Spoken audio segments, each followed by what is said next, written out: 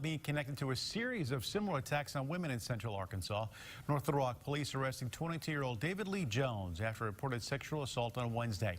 He's now connected to another rape reported in North Little Rock in April and attacking 3 other women this spring, including one on a popular jogging trail. Jones now faces several counts of rape, aggravated robbery, and terroristic threatening. A man in Butler County is facing charges after police say he shot and killed his girlfriend. His arrest comes just days after the woman was reported missing. Bob Allen has more. State police say 26-year-old Melissa Bartow's mother became suspicious when she didn't show up for her 6-year-old daughter's kindergarten graduation. She didn't show up to a couple things. And 21-year-old Ishmael Ramsey. Ramsey became an instant suspect after detectives received a tip about what he was seen doing to his car. It's now under lock and key here at the State Police Barracks in Butler. The suspect was found driving his vehicle whenever the officers made contact with the individual. There was a really strong smell of bleach, and there was a seat missing from the vehicle. Man, for some inexplicable reason, dangled a boy over a backyard fence as bait for a pit bull.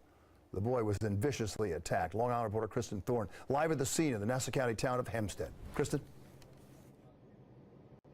Bill, Eyewitness News was the only station here just moments ago when animal control officers came to the home here on Cornell Street to meet with the dog. The dog was very friendly to the officers. A man who lives at the house here did not want to go on camera, but tells me that he does not know the victim or the suspects involved in this case. This is exclusive video we got at Eyewitness News just moments ago, which shows animal control officers from the town of Hempstead meeting with the dog. They did not take her away. They just gave some paperwork to the owners at the house.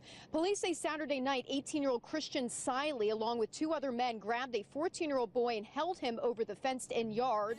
The dog bit the victim 3 times. He had to get stitches in his leg. Siley's family members were in court today in Hempstead, but had nothing to say on his behalf.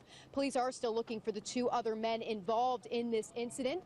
Police say Siley does know his victim, so he did issue an order of protection. Siley is being charged with assault and endangering the welfare of a child. He's being held on $25,000 bail. We're live in Hempstead. I'm Kristen Thorne, Channel 7 Eyewitness News.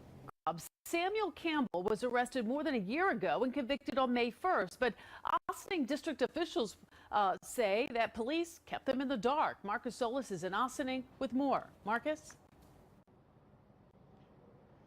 Well, Sade, there is a system in place that automatically notifies school districts when an employee is arrested, but this custodian was hired nearly 20 years ago, so the arrest was not reported. And as you could imagine, parents are not happy.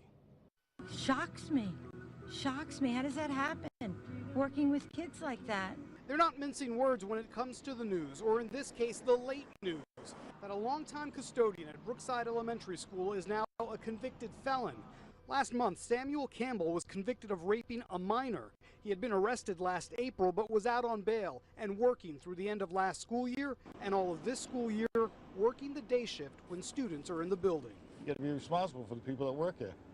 Can't have a guy here for 20 years without not knowing what his background is.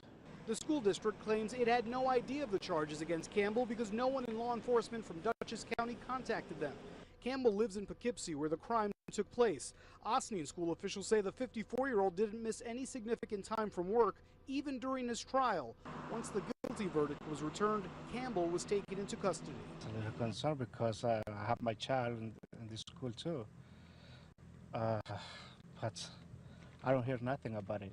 I don't get no letters, nothing from the school.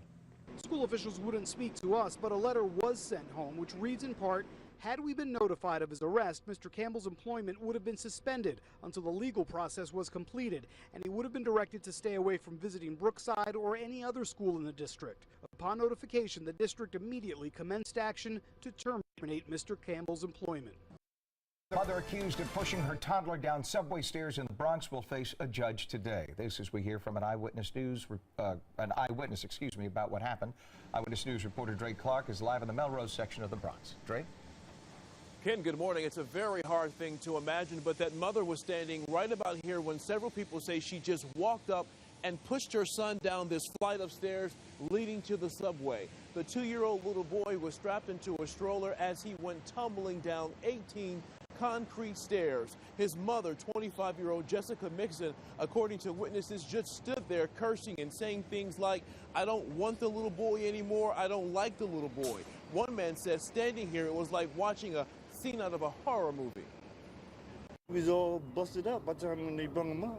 Baby was screaming, he got busted his eyes, his nose was bleeding, blood was coming out of his mouth, the back of his head was bleeding. And back here live with another look at those steps there, the 2-year-old was taken to Lincoln Hospital and was last listed in serious but stable condition with injuries to his eye and his head. Meanwhile, his mother was taken to Bronx Lebanon Hospital for a psych evaluation. This morning, she's facing several charges, including reckless endangerment and assault, and she's expected to be arraigned sometime later this morning. We're live in the Bronx. Dre Clark, Channel 7 Eyewitness News.